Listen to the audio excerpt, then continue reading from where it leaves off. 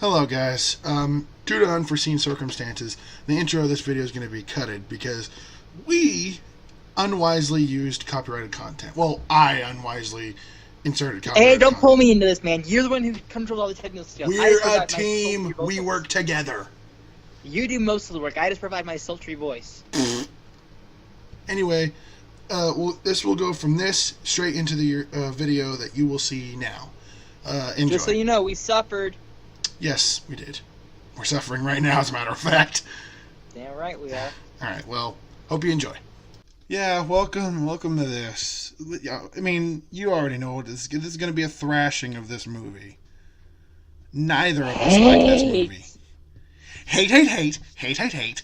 Double hate. Spider-Man 3. Loathe entirely. Yeah, so if you, for some reason, like this movie, this isn't the place for you to be. Yeah, we're gonna rip this movie apart, and hopefully your eyes will be opened. You'll see the signs, and I'll open up your eyes. You'll see the signs. Okay. So, Peter Parker is happy at the beginning of this movie. Instantly, something is wrong. Yes, immediately something is wrong here.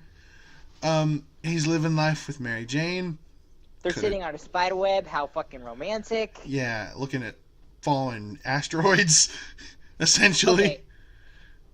I wouldn't mind doing that with a girl in a park. What, looking at asteroids? Yeah, looking at falling stars. That'd be nice. Yeah. Anything's fun. Yeah, you say that now. Wait till you get taken over by a friggin' alien symbiote that shows up for no reason. Seriously, dude, they had John Jameson in Spider-Man 2. And then in this one, he's just not there. Maybe he committed suicide after getting jilted. Maybe, but still, the setup was too perfect. And then they're just like, nah, screw it. Okay, you know what? That's not Sam Raimi's fault. He didn't want to put Venom in this movie. No. I'm not saying it's Sam Raimi's fault. I'm just saying, man. I know very well it's Sony's fault, but, like, they shouldn't have interfered. Nope. Anyway, the villain that Sam Raimi intended to put in here, which was the only part of this movie I can bear, was Sandman. Very sympathetic. Not the usual Sandman, but for once, I don't care for comic accuracy. Yeah, no, this actually has a tinge of real-world stuff into it, which he is, a criminal. He has a daughter who's sick and a wife who resents him, and probably ex-wife. Probably. And he's trying to scrounge up money, or I guess maybe even steal it, to try to help pay for medicine or surgery or whatever this daughter of his needs. Which I can understand. Yeah. And so, he ends up in, I don't know what the hell that thing was that he fell into. Some testing facility. And they're scientists, and they're like, hey, look. It's probably just a bird. It's probably just a bird will fly off when we start the machine. Why don't you fucking check, you morons? Dude, like, have you seen how it should have ended for that movie? No. That scene when that guy says that's probably just a bird, some other scientist says, here's a bright idea. Why don't you check to make sure it's a bird before you mutate the crap out of something just because you were too lazy to run this sand mutation experiment? and he goes to the window and goes, that's a big bird down there. Kind of looks like a guy. Hey, it is a guy. And then they lock up Sandman. He's like, you don't understand. I have a daughter and she's sick. That makes it okay for me to break the law. And so anyway, they ignore the fact that there's clearly a human in the thing, test out this whatever this machine is, and he becomes Sandman. And the part of him restoring his body, that was really good. Yeah, I mean, you can tell that the CGI has improved since the second movie. Yeah, the CGI itself wasn't all that great, but I do like him trying to reach for the little that was cool. Locket that his daughter gave him. Mm-hmm, that was cool. Yeah, and you could tell like he was so determined to help her out no matter what it took. Yep. Meanwhile, Peter Parker wants to marry MJ. Aha, lovely. Yeah. Except, I mean, okay, look, in this movie, these two are the worst couple in the world, and it's MJ's fault. Yep. Have you noticed how, like, incredibly... This is more comic book accurate MJ than anything. She has become so self-centered, so selfish since the gap between 2 and 3. I don't know what the hell happened, but she's a total bitch in this movie.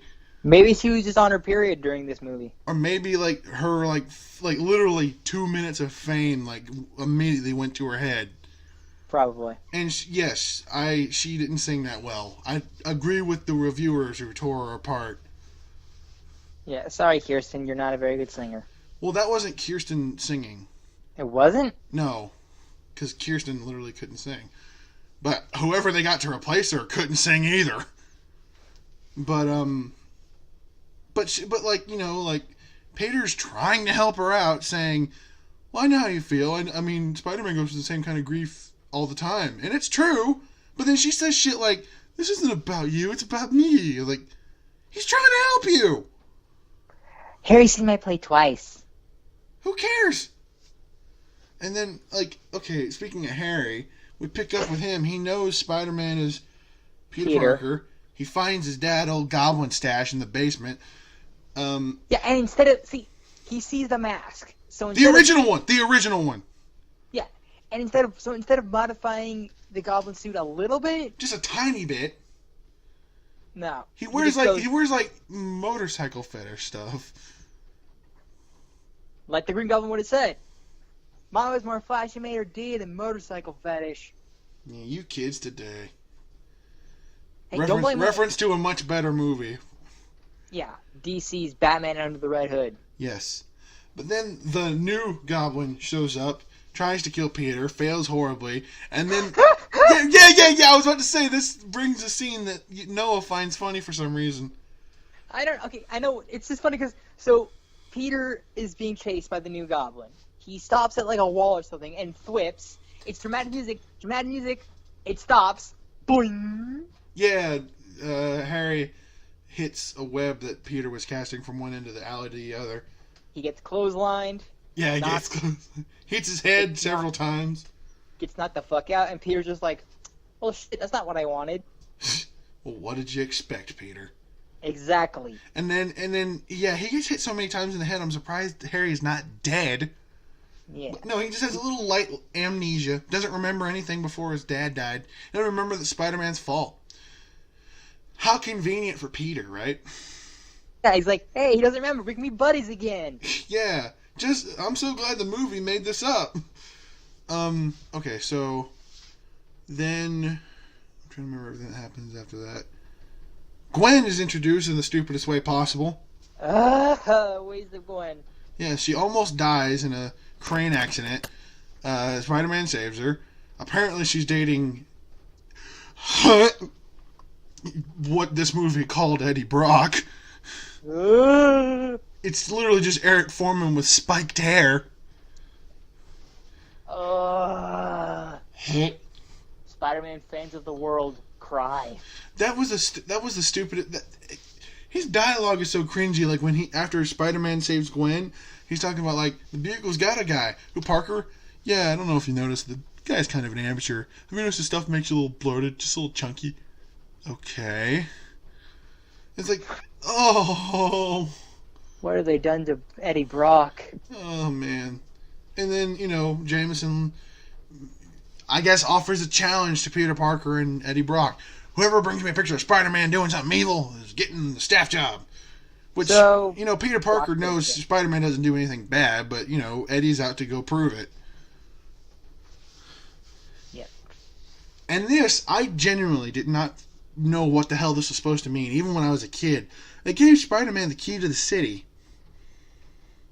The hell for? I don't know. It's an old comic book cliche, giving the superhero the key to the city. I'm pretty sure Superman's got one. I'm pretty sure Batman's got one. Well, Superman deserves it.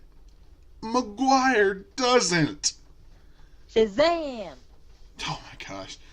Also, something I thought was funny is he's about to kiss Gwen Stacy, and the kid goes, "Don't do it, Spider-Man!" He should have listened to that kid. Yeah. And I love that he didn't even think for a second that MJ was watching. He was like, go ahead, lay one on me. Okay, that's your fault, Peter. I know MJ's been kind of a bitch, but that's on you, buddy.